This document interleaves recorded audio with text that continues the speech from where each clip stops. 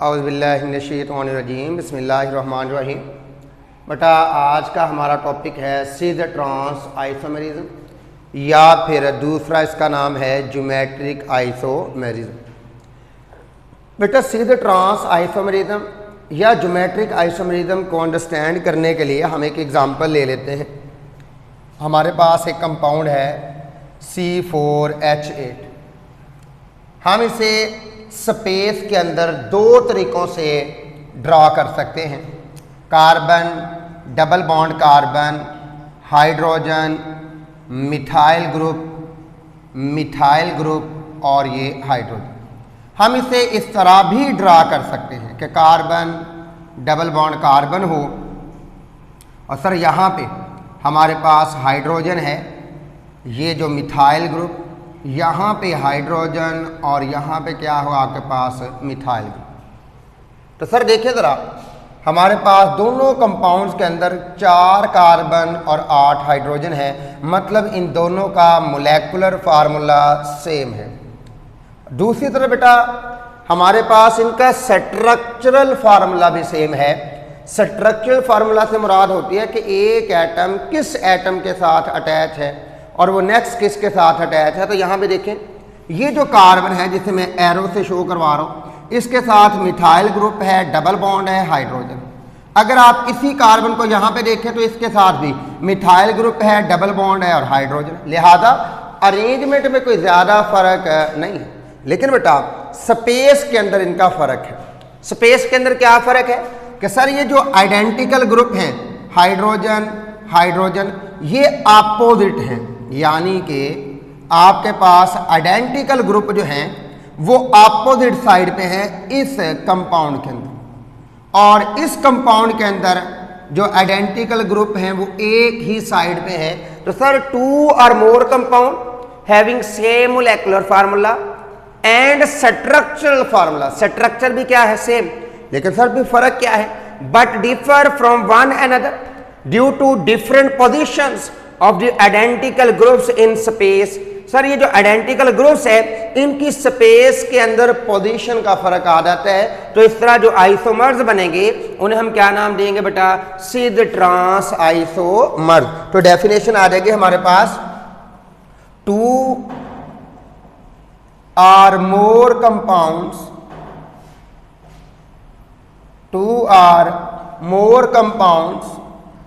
having same molecular formula and structural formula। इनका structure भी same है, यानी कि देखें एक कार्बन के साथ वही ग्रुप यहाँ पे अटैच है, सेम वही ग्रुप यहाँ पे अटैच है, तो कोई फर्क तो नहीं है। तो sir they having same molecular formula and structural formula but differ from one another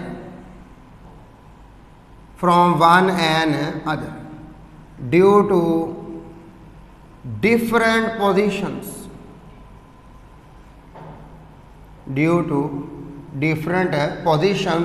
of identical groups.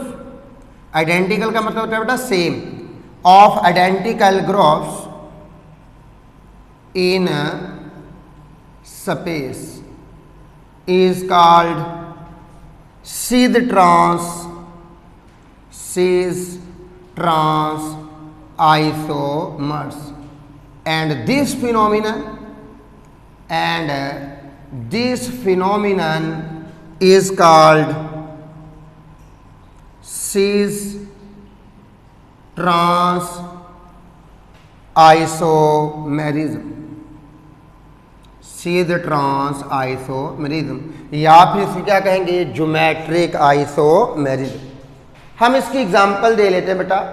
For example 2 butene, या सर हमारे पास ब्यूटीन है, ब्यूटीन 2 आइसोमर्स बनाता है, यानी कि sir 2 butene exhibit for example 2 butene, ये कंपाउंड का नाम है बेटा। इसी चैप्टर में हम लोग नोमेनक्लेचर सीखेंगे, चैप्टर नंबर 8 में, सॉरी।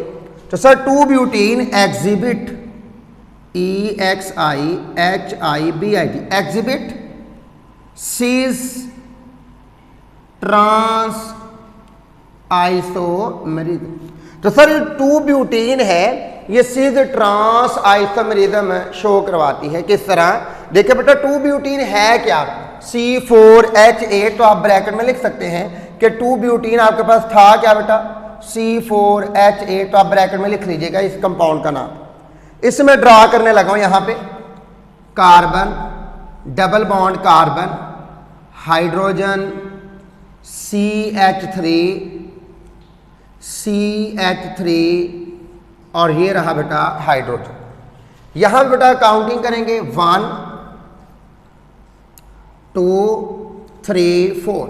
सेकेंड और थर्ड कार्बन के दरमियान डबल बॉन्ड है, लेकिन डबल बॉन्ड उस कार्बन का हिस्सा माना जाएगा जो लो पोजीशन पे होगा, लिहाजा डबल बॉन्ड सेकेंड कार्बन का हिस्सा माना जाएगा। तो पहले डबल बॉन्ड की पोजीशन लिखेंगे कि सर हमारे पास 2, और इसका नाम क्या है? 1 2 3 4, और डबल बॉन्ड होने की वजह से एंड पे क्या आ जाएगा? ENE, यानी कि 2 ब्यूटीन। अब बेटा देखे जरा, हमारे पास अगर आइडेंटिकल ग्रुप एक साइड पे हो, डबल बॉन्ड के एक साइड पे हो, तो इसे लिखा जाता है सिज। तो नाम आ गया सिज 2 ब्यूटीन। इसी तरह इसका दूसरा आइसोमर आपके पास बेटा इस तरह बनेगा कि कार्बन, डबल बॉन्ड कार्बन, यहां बेटा हाइड्रोजन, और इस तरफ हमने क्या लगा दिया? हाइड्रोजन। यहां पे हम अटैच कर देंगे CH3 ग्रुप, और इस तरफ भी CH3 ग्रुप। तो इसकी भी नंबरिंग करेंगे 1 2 3 4।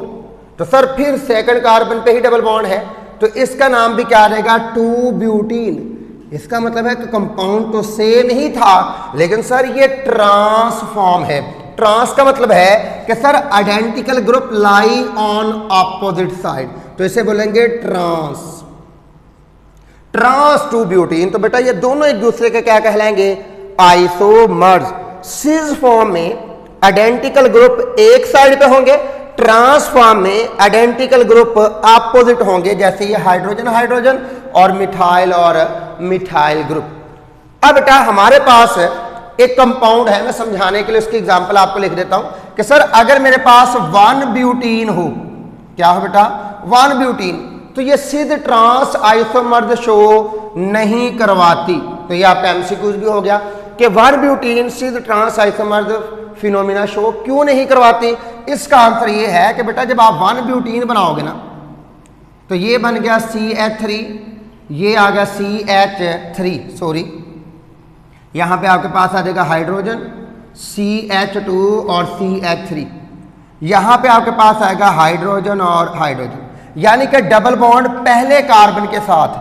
बेटा ये आइडेंटिकल ग्रुप जो है ना, एक कार्बन के साथ अगर सेम ग्रुप आ जाए तो वो सिज ट्रांस आइसोमर्स नहीं बना सकता। याद रखिएगा कि सर एक ही कार्बन के साथ अगर आइडेंटिकल ग्रुप आ जाए, इसका मतलब है कि क्या होना जरूरी है? सर इन दोनों ग्रुप्स का डिफरेंट होना जरूरी है। इन दोनों ग्रुप्स का डिफरेंट होना जरूरी है, यानी कि सर डबल बॉन्डेड कार्बन के साथ जो 2 ग्रुप होंगे वो डिफर होने चाहिए, वो मुख्तलिफ होने चाहिए। अगर वो सेम है तो सिज ट्रांस आइसोमर्स पॉसिबल नहीं है। तो हमारे पास कुछ कंडीशंस हैं सिज ट्रांस आइसोमर्स की, हम उनको लिख लेते हैं कि सर कौन कौन सी कंडीशन है सिज ट्रांस आइसोमर्स बनाने के लिए। तो बेटा हमारे पास है कंडीशंस टू एग्जिबिट सिज ट्रांस आइसोमर्स। सिज ट्रांस आइसोमर्स बनाने के लिए बेटा हमारे पास इंपॉर्टेंट कंडीशन में से पहली ये है कि सर दोनों ग्रुप जो एक ही कार्बन से अटैच हैं वो डिफरेंट होने चाहिए। तो sir 2 group attach to the same carbon atom, 2 groups attach to the same double bonded carbon atom, double bonded carbon atom must be different तो सर जो दो ग्रुप एक ही डबल बॉन्डेड कार्बन एटम से attach हैं वो दोनों क्या होने चाहिए बेटा, डिफरेंट होने चाहिए, वो आइडेंटिकल होने नहीं चाहिए। तो ये दोनों क्या हैं, डिफरेंट। इनको नहीं देखना, इनको देखना है जो डबल बॉन्डेड कार्बन के साथ अटैच हैं एक साइड। दूसरी कंडीशन ये है कि सर यहां पे आपके पास हिंड्रेंस होनी चाहिए, रेजिस्टेंस होनी चाहिए, फ्री रोटेशन होनी नहीं चाहिए। तो सर वो तमाम कंपाउंड जिनमें स्टीरिक हिंड्रेंस होगी, जिनमें फ्री रोटेशन पॉसिबल नहीं होगी, वही सिद्ध ट्रांस आइसोमर बनाएंगे। जिनमें फ्री रोटेशन पॉसिबल है वो सिद्ध ट्रांस आइसोमर नहीं बनाएंगे। तो sir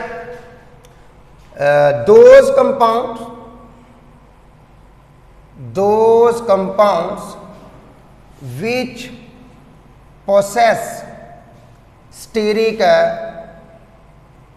hindrance,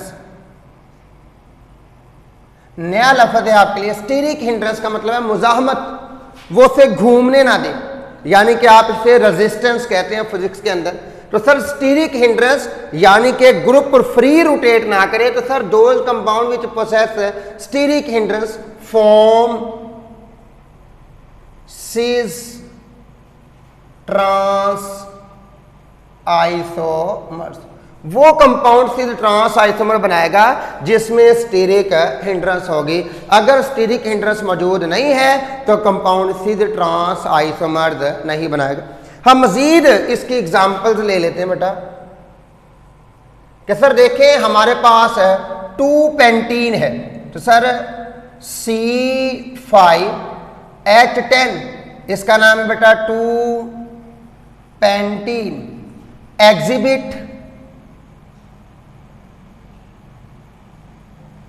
exhibit cis trans isomers. कैसे बेटा, हम लोग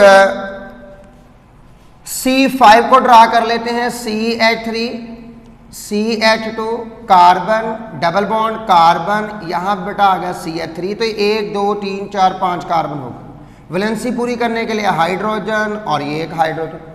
इसी तरह एक और स्ट्रक्चर भी इसका ड्रा किया जा सकता है कि सर ये CH3 CH2 carbon double bond carbon, यहाँ पे बेटा आपके पास CH3 और यहाँ पे हाइड्रोजन और इस तरफ भी क्या आ जाएगा हाइड्रोजन, सॉरी यहाँ पे हाइड्रोजन आप अटैच कर लें और यहाँ पे CH3 अटैच। अब इन दोनों कंपाउंड्स को देखें, इनका नाम बेटा हम लोग यूँ लिख सकते हैं कि हम नंबरिंग उधर से स्टार्ट करते हैं जिधर से डबल बॉन्ड करीब हो। तो यहाँ से करेंगे 1 2 3 4 5। अब कुछ बच्चों का क्वेश्चन है कि सर हाइड्रोजन से कर लें। तो बेटा हाइड्रोजन ऑर्गेनिक कंपाउंड्स के लिए एसेंशियल नहीं होता। ऑर्गेनिक कंपाउंड का एसेंशियल एलिमेंट कार्बन होता है, लिहाजा नंबरिंग कार्बन की जाती है, हाइड्रोजन की नहीं की जाती। तो ये आपके पास बन गया 2 पेंटीन। लेकिन बेटा दोनों ग्रुप ये आइडेंटिकल ग्रुप डबल बॉन्ड के एक साइड पे हैं, दोनों मिथाइल यानी कि अल्काइल ग्रुप एक साइड पे हैं। तो ये आपके पास बनेगा सिस 2 पेंटीन। और यहां पे बेटा आइडेंटिकल ग्रुप अपोजिट साइड पे है, इसलिए ये बनेगा ट्रांस 2 पेंटीन। तो cis 2 pentene and trans 2 pentene. तो सर देखें ये दोनों ग्रुप डिफरेंट हैं, डबल बॉन्डेड कार्बन के साथ दोनों ग्रुप क्या है बेटा डिफरेंट, इसलिए सिद्ध ट्रांस आइसोमर पॉसिबल है, यानी कि 2 group attach to the same double bonded carbon atom must be different. और दूसरी बात मैंने कही कि sir only those compound form cis trans isomer which possess steric hindrance. अब देखें यहां पे बेटा डबल बॉन्ड है, जब आपके पास डबल बॉन्ड बनता है ना बेटा, हकीकत में इनमें एक पाई बॉन्ड होता है और एक sigma.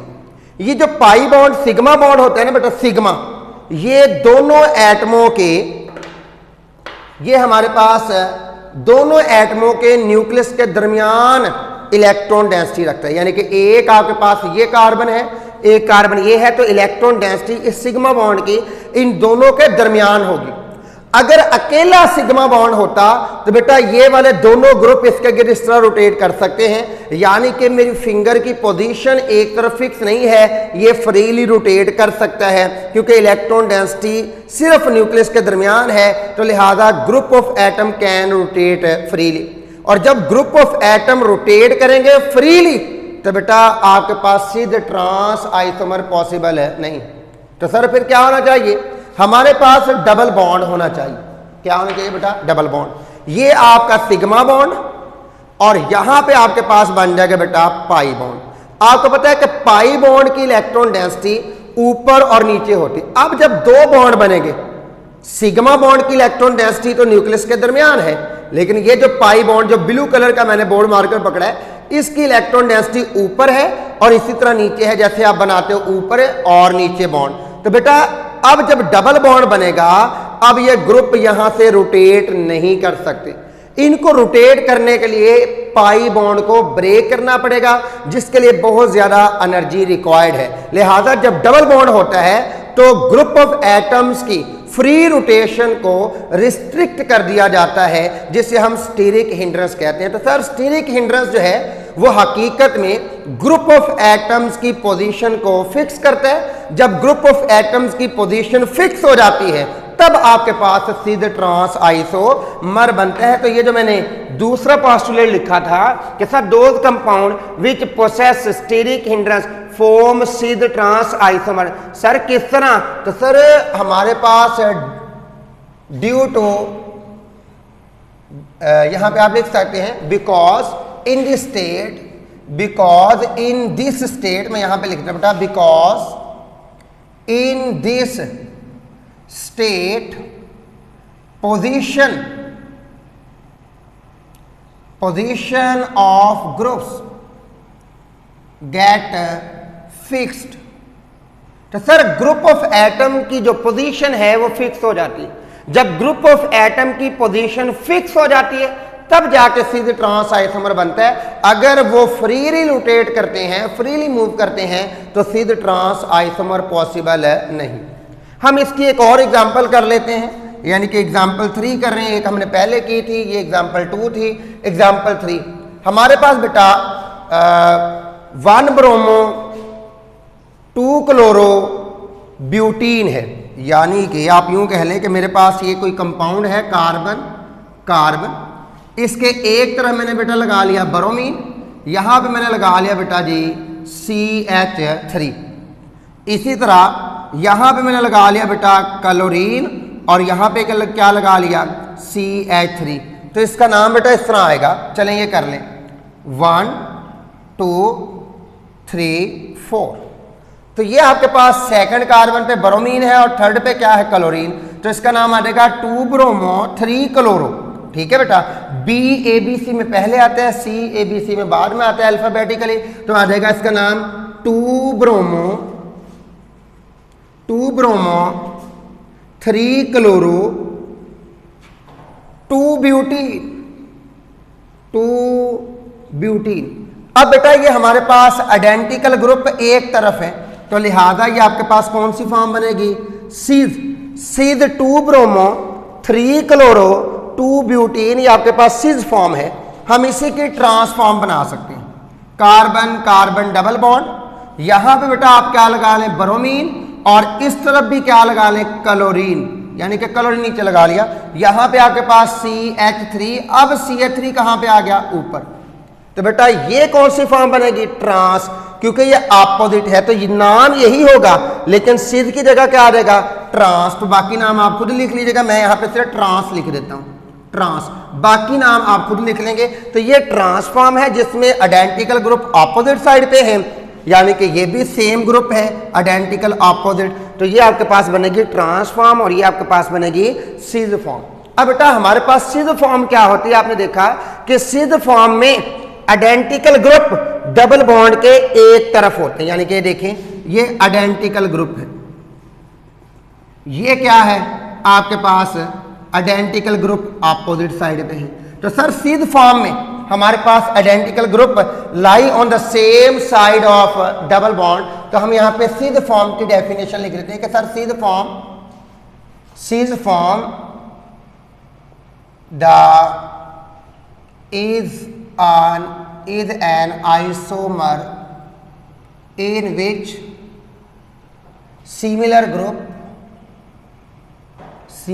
groups lie on the same side of double bond।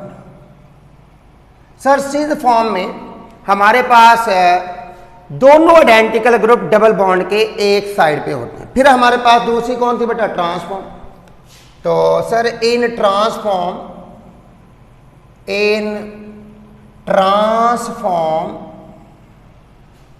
Transform similar groups lie on the opposite side of double bond। तो ये आपके पास सर सिद्ध फॉर्म में ये एक साइड पे होते हैं और ट्रांसफॉर्म में ये अपोजिट होते हैं। तो ये आपके पास सिद्ध और ट्रांस की डेफिनेशन। हमें जो बेटा इंपॉर्टेंट क्वेश्चन आता है एक्सरसाइज में, आपको क्वेश्चन मिलेगा कि sir why is there necessary condition of no free rotation for cis trans isomerism. कि सर सिद्ध ट्रांस आइसोमेरिज्म के लिए हमारे पास फ्री रोटेशन क्यों नहीं होनी चाहिए? यानी कि क्वेश्चन लिखता हूं, why is there necessary condition of restriction around. Why is there a necessary condition of restriction of free rotation? तो सर फ्री रोटेशन की रिस्ट्रिक्शन क्यों जरूरी है? क्योंकि बेटा अगर हमारे पास फ्री रोटेशन हुई तो इन ग्रुप्स की पोजीशन फिक्स नहीं होगी, और अगर इन ग्रुप्स की पोजीशन फिक्स नहीं है तो बेटा आपके पास ना तो सिद्ध फॉर्म का पता चलेगा और ना ही ट्रांसफॉर्म का बनेगा। लिहाजा there is necessary condition of restriction of free rotation around double bond. तो सर डबल बॉन्ड के गिर्द हमारे पास फ्री रोटेशन का ना होना जरूरी है। कैसे? देखिए बेटा हमारे पास जब डबल बॉन्ड बनता है उसमें एक बॉन्ड सिग्मा होता है। ये जो सिग्मा बॉन्ड होता है इसकी इलेक्ट्रॉन डेंसिटी दोनों न्यूक्लियस के दरमियान होती है, और जब आपके पास पाई बॉन्ड बनता है तो electron density lie above and below. तो सर इलेक्ट्रॉन डेंसिटी ऊपर और नीचे मौजूद होती है जो इसे फ्री रोटेट करने नहीं देती, जिसकी वजह से इसके साथ अटैच जो ग्रुप है बेटा उनकी पोजीशन फिक्स हो जाती है, और वो फिक्स पोजीशन की वजह से सिद्ध ट्रांस आइसोमर बनते हैं। जबकि आपके पास अगर अकेला सिग्मा बॉन्ड हो जिसमें sp3 हाइब्रिडाइजेशन होती है तो सर आपके पास फ्री रोटेशन पॉसिबल है।